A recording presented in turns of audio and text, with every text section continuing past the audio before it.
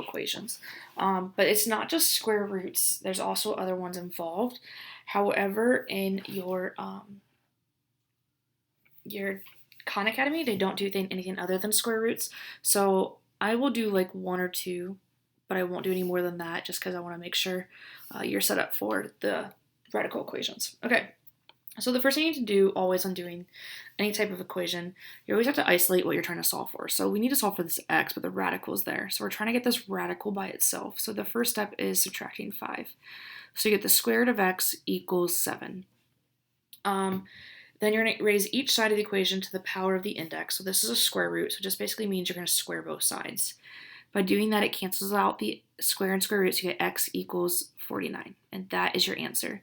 Now, we always have to check these for extraneous solutions because that does happen, and basically those are just like, it's kind of like fake answers.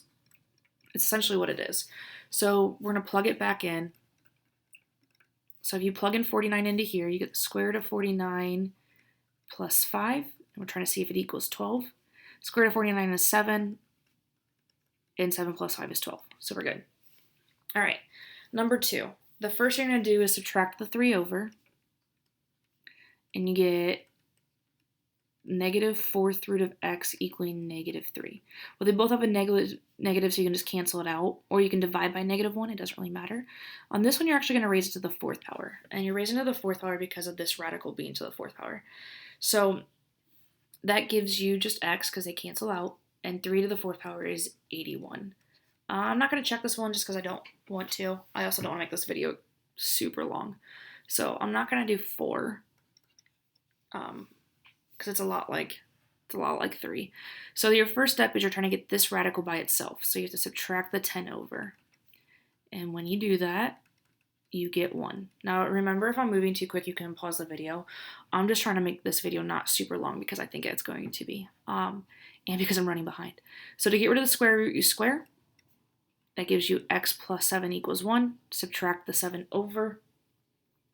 And you get negative 6. So just to check, okay, you have 10 plus the square root of negative 6 plus 7, which is 1. So that really gives you the square root of 1, and the square root of 1 is 1. So you have, 10 plus 1 equals 11, which is true. Okay. Now looking at 5 and 6, do you see how it's a 1/2 power? Well, we've already done problems like this, remember? With the rational exponents. So if it's to the 1/2 power, it really means the square root of x minus 12. That's the only difference, okay? And that's how you kind of want it to be. You can leave the 1/2, but I think you'll do better if you convert it. You're then going to divide everything by negative 9 to get that to the other side, and you get 4 equals the square root of x minus 12. To get rid of the square root, you have to square because it cancels it out, leaving you with 16 equals x minus 12. And then you would add the 12 over, and you get 28 equals x. And I'm going to go ahead and check this. But I'm going to check it using this one instead of the 1/2 just because I think we'll do better with the square root. And that's okay because it's an equivalent answer. It's not any different. So you're going to do 28 minus 12. 28 minus 12 is 16, and the square root of 16 is 4. So negative 36, and then it'll be 9 times 4, which is 36, so we're good. I'm not going to do 6, just because you're not going to have to do it. I already did with the 4th root, so I think you should be okay. So moving on to the next page. Okay, so obviously you're going to look at it gets a little bit more complicated. And I'm going to try to do every problem that will help you for your Khan Academy. So I'm not going to do 7, I'm going to do 8. So there's a lot more steps involved on this one, okay? So the first thing you always have to do is subtract. You have to do the order of operations backwards. Okay, there's a minus sign. I just went with the 3. And you get negative 20, okay? You would divide by 4. So divide everything by 4.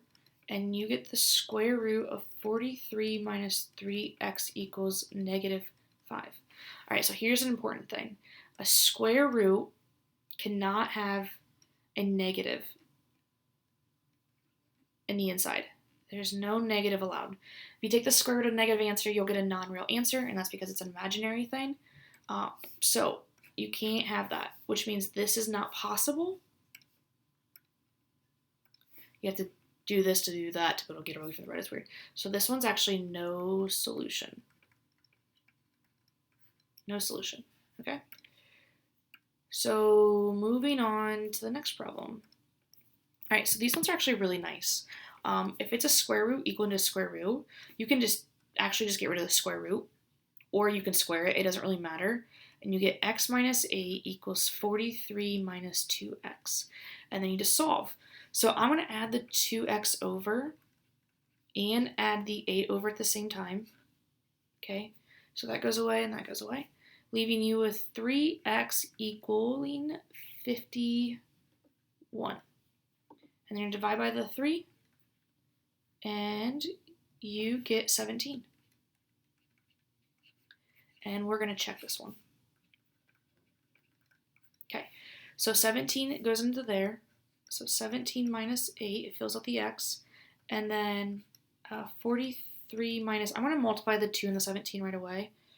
And that gets you 34.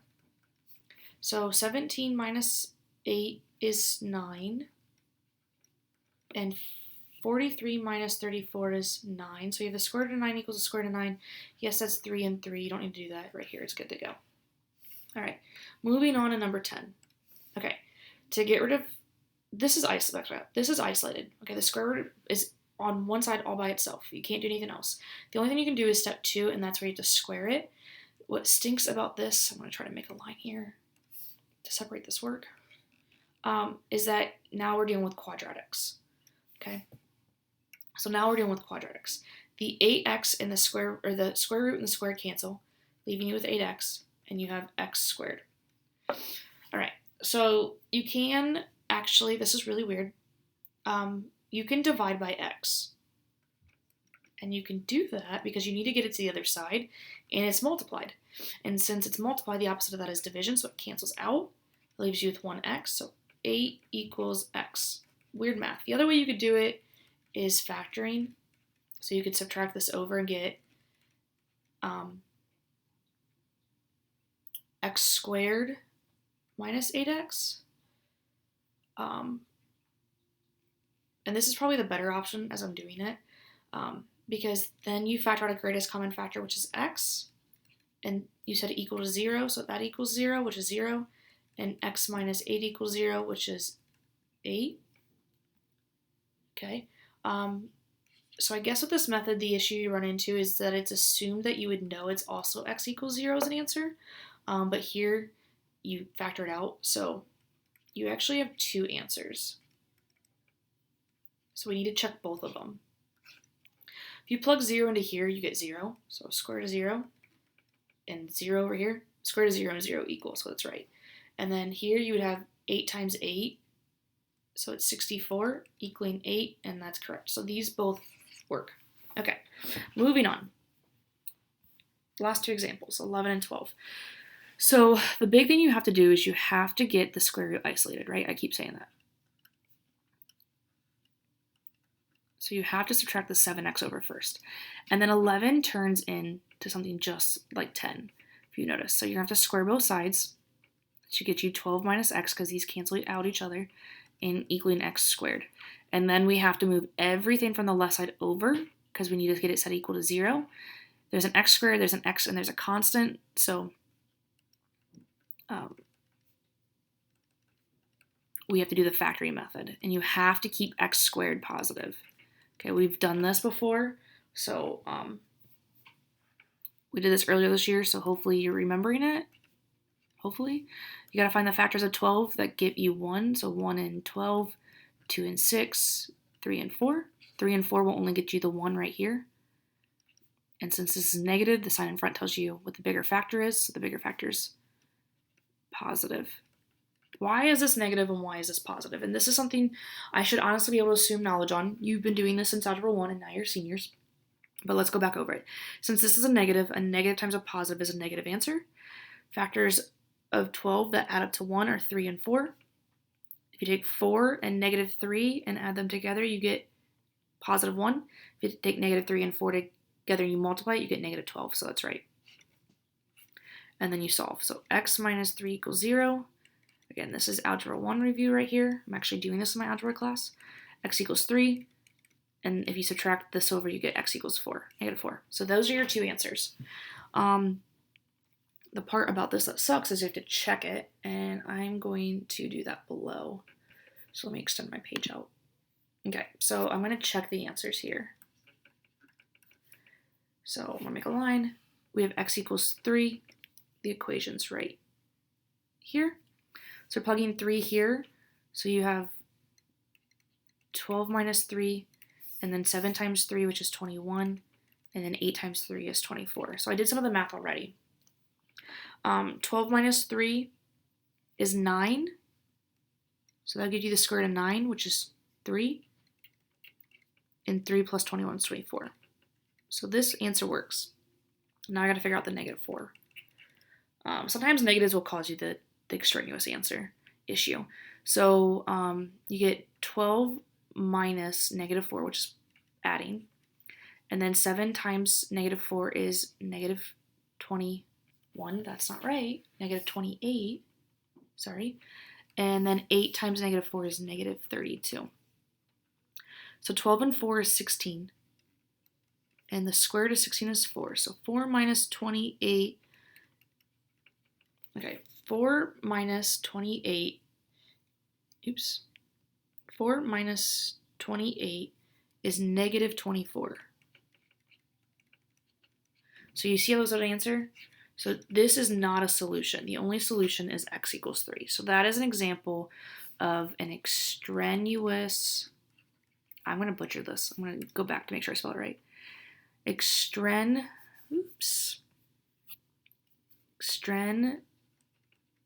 solution is that x equals negative 4. Okay. And it's just saying it's a fake answer. It worked here, but if you plug it back in, it doesn't get you that answer. So that's an extraneous answer. The answer that actually works is x equals 3. Okay, last example. It's just like 10 and 11, but it's more work. So you have to square both sides. Now when you square both sides, it's really parentheses here. So let's talk about that. X minus 5 squared. Top 5 pet peeve. You do not, think of me being angry face here, you do not put the 2, the x, in the 5. Absolutely not. We, at this stage in math, should not be doing that. It really means you have 2 sets of parentheses. So you take x times negative 5 times x, and positive 25. So you get x squared minus 10x plus 25. Big difference if you were to put the square through here. So don't do it. Don't make me mad. I will be mad even through this computer screen. Oh, 38.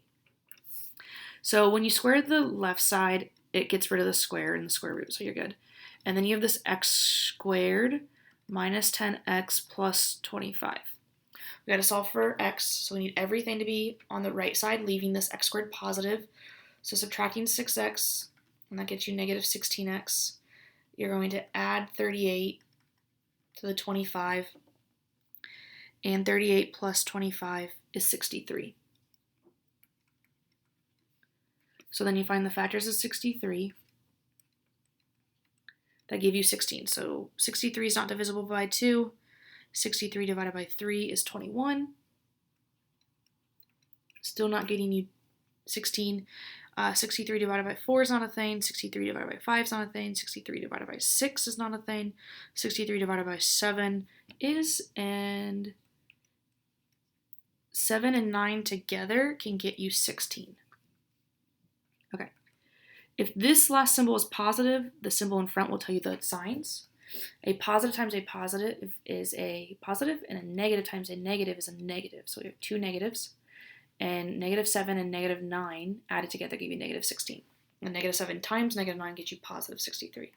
So there are your 2 answers. If you set this equal to 0, you get 7. And if you set this equal to 0, you get 9. So we're going to check it. We're going to check 7, and we're going to check 9. All right, so if you plug 7 into the original, 6 times 7 is 42. I'm going to go jump right to that because we should be able to. 42 minus 38 equals 7 minus 5. And on this equation, just because I don't see it, you're going to do 6 times 9, which we should know is 54, minus 38 and then you'd have 9 minus 5. Okay, so let's simplify this one. I just wanted to write it down so I could see it. 42 minus 38 is 4, so you get the square root of 4. 7 minus 5 is 2. I shouldn't have to write that. Square root of 4 is 2, so that one works. We're good there. That's an answer. All right, 54 minus 38 is 16, so you get the square root of 16. 9 minus 5 is 4. The square root of 16 is 4. Voila. Those are our two answers. All right, so we are solving square roots in Khan Academy. There's 2 assignments. The intro one should be like the first examples we did on the first page, and then the other one should be more like the ones on this page, and then the extraneous one is bonus, all right? Stay safe, stay healthy. See you later.